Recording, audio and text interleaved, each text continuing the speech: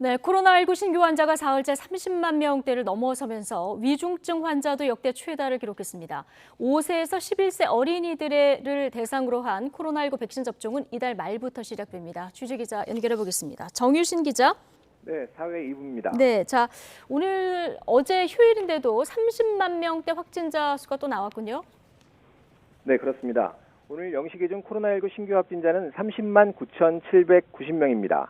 휴일 영향으로 전날보다 4만 명 넘게 줄었지만 사흘째 30만 명대를 유지하고 있습니다. 하루 환자로는 역대 5번째로 많습니다. 누적 확진자 수는 680만 명을 넘어섰습니다. 위중증 환자는 하루 새 84명이 늘어난 1,158명으로 역대 최다를 기록했습니다. 코로나19로 숨진 환자는 전날보다 51명이 줄어든 200명으로 집계돼 누적 사망자가 1,500명을 훌쩍 넘어섰습니다. 재택치료 대상자는 161만 1천여 명으로 하루 사이 4만 명 넘게 늘었습니다. 이 가운데 하루 2번씩 모니터링을 받는 집중관리군은 24만 5천여 명입니다. 정부가 관리 가능하다고 밝힌 마지노선인 26만 명에 바짝 다가선 셈입니다. 위중증 환자도 역대 최다를 기록하면서 병상도 빠르게 차고 있습니다. 전국 중환자 전담치료 병상 가동률은 전날보다 2.7%포인트 올라 66.8%입니다.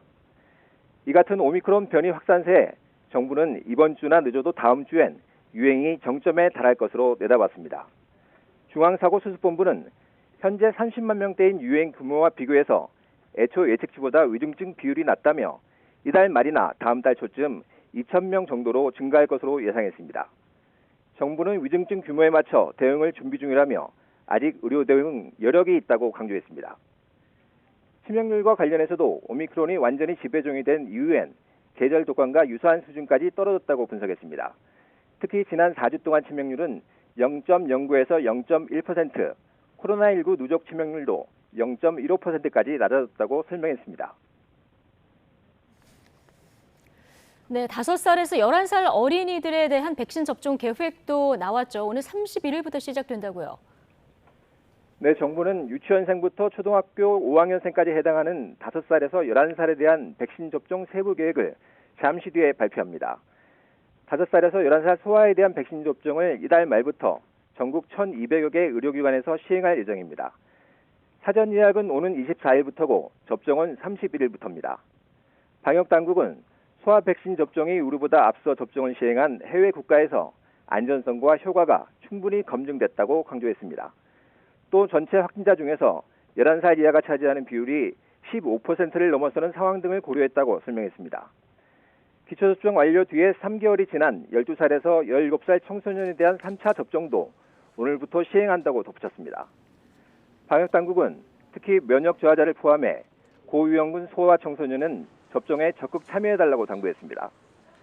또 오늘부터는 학생이나 교직원의 경우 동거인이 확진돼도 신속 항원 검사에서 음성이 나오면 학교에 갈 수 있게 됩니다.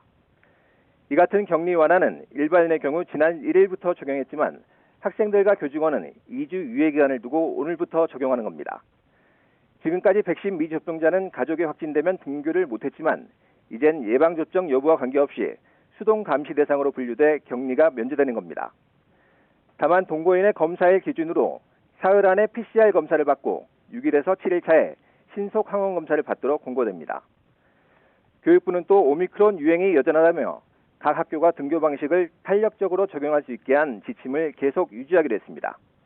지금까지 사회 2부에서 YTN 정유신입니다.